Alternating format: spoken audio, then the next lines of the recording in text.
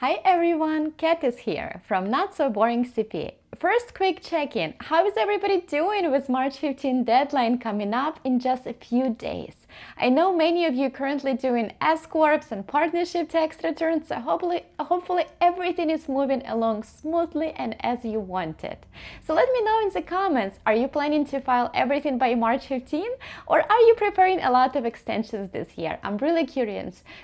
I'm trying to file some returns, and some returns obviously I'll be extending, so it really depends. But for partnership and S-Corp, I'm trying to file as much as I can.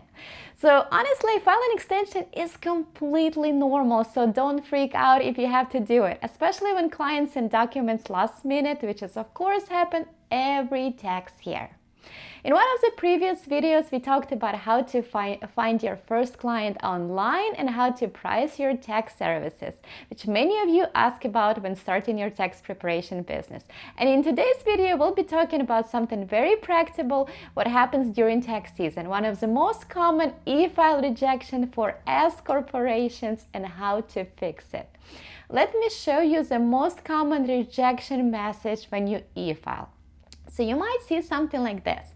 The return type indicated in the return header must match the return type established with the IRS for the EIN. In simple terms, what the IRS is saying is the entity type is the system doesn't match the return you're filing. So for example, the IRS system might think the company is a C corporation, but you're trying to file 1120 as S corporation. So let me tell you when that happens.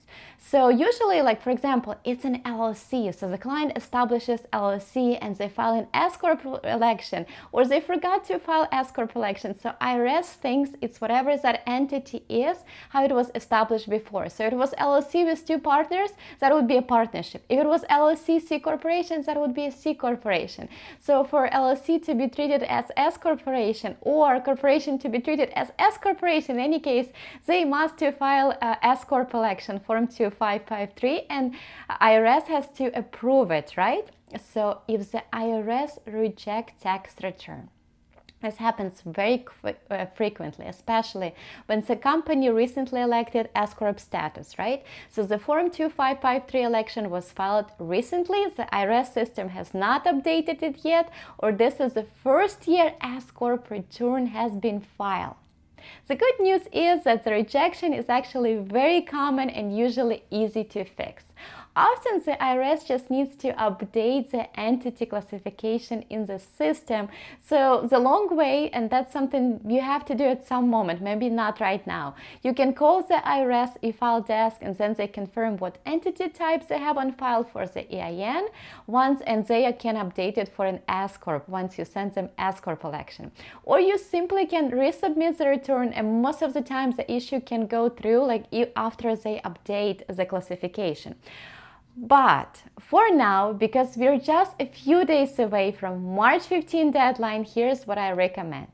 And if you're getting this rejection and you don't have time to resolve it with the IRS, the safest option is to file paper extension using Form 7704.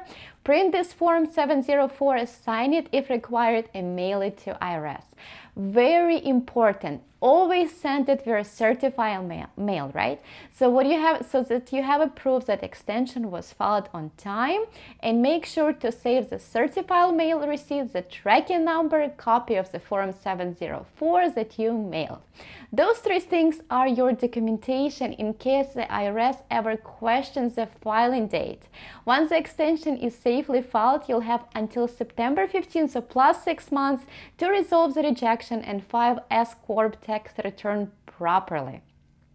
This March 15 is coming up very soon. I also wanted to point out to another helpful video.